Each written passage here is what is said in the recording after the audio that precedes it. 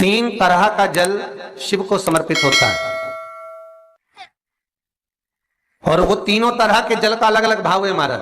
पहला जल सादा, घर से पानी लेकर गए, जल लेकर गए, शंकर को चढ़ाया, वो हमने घर का अपना एड्रेस बता दिया, भगवान शिव को जल चढ़ाकर अपने आनंद के लिए शंकर से कुछ प्राप्त कर लिया। दूसरा जल, जल के कलश में थोड़ा सा इत्र डालकर शंकर को जब समर्पित करते हैं तो महाराज घर में अगर कोई व्यक्ति बहुत रोगीला है, बहुत रोगीला, एक शिव महापुराण में, स्कंद पुराण में, नर्मदा पुराण में, भविष्य पुराण में, अग्नि पुराण में, नारद पुराण में, बरहा पुराण में, वामन पुराण में जितनी चीजें लिखी गई है एक एक प्रैक्टिकल कर देखो तो शिव महापुराण, स्कंद पुराण का ये भाव याद करिए कि एक लोटे पानी में इत्र मिलाकर, जल में इत्र मिलाकर, बहुत रोगीला व्यक्ति, बहुत बीमार व्यक्ति है, एक लोटा पानी उसका हाथ का स्पर्श कराकर शंकर को चढ़ाना प्रारंभ कर दीजिए। महाराज केवल 5 या 7 दिन चढ़ाओ और वो 7 दिन के बाद में उस बीमार व्यक्ति का क्रम देखिए कि उसमें कितना आराम लगा है। औषधि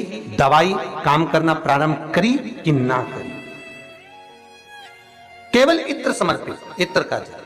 तो पहला जल सादा, दूसरा जल है इत्र का, और महाराज तीसरा जल जो शिव महापुराण के अंतर्गत कहा गया है बेल पत्र का जल। तीसरा जो जल है वो बेलपत्र का जल है। बेलपत्र का जल कैसा?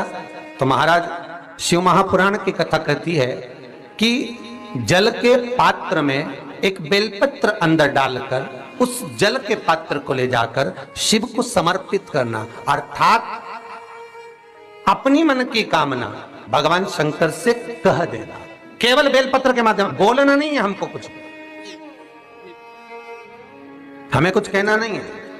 3 तरह का जल का जो व्याख्यान वर्णन किया गया, एक सादा जल जो भगवान को कहा, आपने अपना एड्रेस बता दिया, आपने अपने मन का भाव बता दिया। इत्र का जो जल चढ़ाया गया वो केवल रोग मुक्ति के लिए चढ़ाया गया। और तीसरा बेलपत्र, अगर उस जल में एक बेलपत्र भी पड़ी हुई है और वो बेलपत्र पड़ा हुआ जल आप जिस भाव से चढ़ा रहे हो, जिस कामना से चढ़ा रहे हो, शंकर वो कामना आपकी पूर्ण कर। इस वीडियो को लाइक करें, हमारे चैनल को सब्सक्राइब कर बेल आइकन जरूर प्रेस करें।